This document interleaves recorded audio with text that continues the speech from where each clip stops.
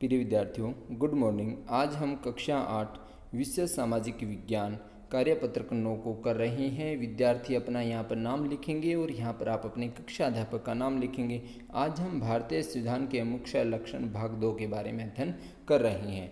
अब हम पढ़ेंगे भारतीय संसदीय शासन पद्धति। भारत का संविधान अपने नागरिकों को वोट डालने का अधिकार देता है।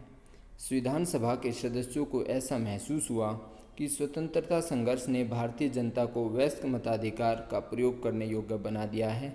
और वयस्क मताधिकार वह होता है जिसमें 18 वर्ष या 18 वर्ष से अधिक व्यक्ति को, चाहे वो पुरुष हो या स्त्री हो, उसको यहाँ पर वोट डालने का अधिकार है और अपनी मर्जी से प्रतिनिधि चुनने का अधिकार है।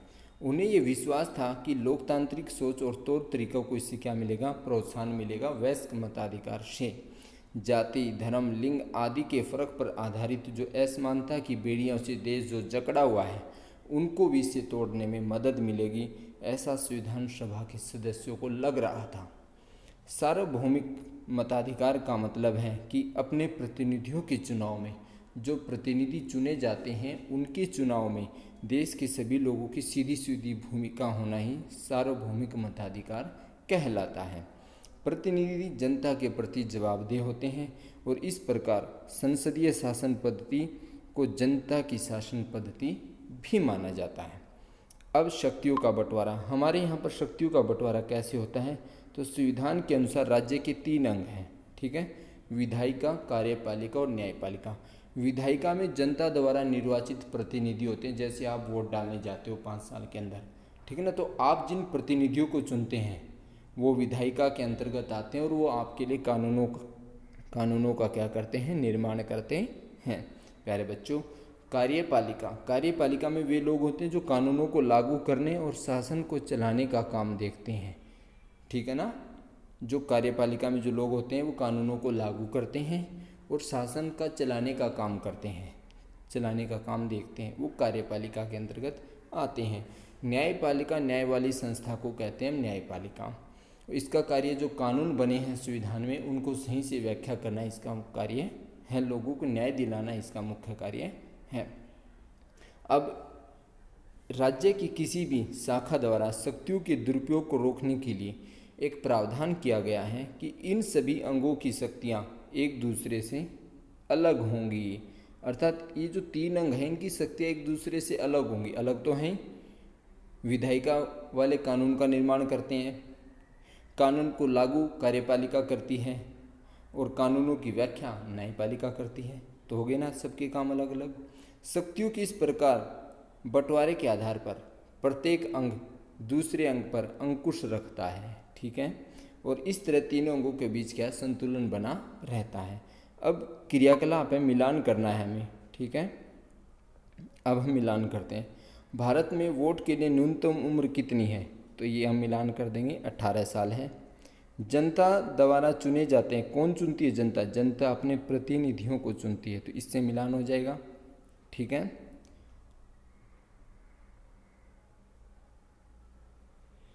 आज़ादी के लिए संघर्ष, तो आज़ादी के लिए जो संघर्ष है उसको हमने स्वतंत्रता संघर्ष कहा है। कानून बनाने वाली संस्था कौन सी है?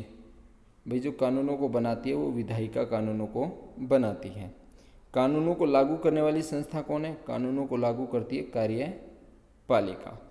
और कानूनों की सही से व्याख्या और न्याय करने वाली संस्था कौन सी है? ये है न्यायपालिका। तो प्यारे बच्चों, आशा करता हूँ आप इसको समझ गए होंगे। अब हम इसके अभ्यास के बारे में समझते हैं। हमारा पहला प्रश्न है, सार्वभौमिक मताधिकार से आप क्या समझते हैं? तो प्यारे बच्चों, आपके लिए वर्कशीट तैयार कर दी गई है। सार्वभौमिक मताधिकार का मतलब है कि अपने प्रतिनिधियों के चुनाव में देश के सभी लोगों की सीधी सीधी भूमिका होना ही क्या कहलाता है? सार्वभौमिक मताधिकार कहलाता है।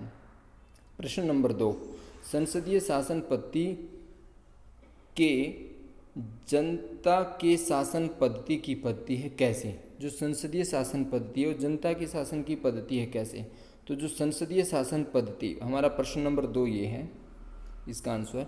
जो संसदीय शासन पद्धति में जो उम्मीदवार चुन करके जाते हैं वे जनता द्वारा प्रत्यक्ष रूप से चुने जाते हैं।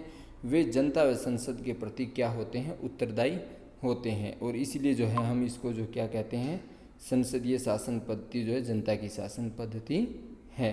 राज्य, प्रश्न नंबर 3 है, राज्य के मुख्य अंग कौन कौन से, इनका महत्व क्या है। तो प्यारे बच्चों, राज्य के जो मुख्य अंग हैं वो हैं विधायिका, कार्यपालिका और न्यायपालिका। ठीक है, और इनका जो महत्व है वो आप ये लिख सकते हैं कि राज्य के किसी भी शाखा द्वारा शक्तियों का दुरुपयोग रोकने के लिए जो है प्रावधान किया गया है और इन सभी अंगों की शक्ति अलग अलग होती हैं और ये शक्तियाँ एक दूसरे पर अंकुश रखती हैं, इसलिए सत्ता के बीच में संतुलन बना रहता है।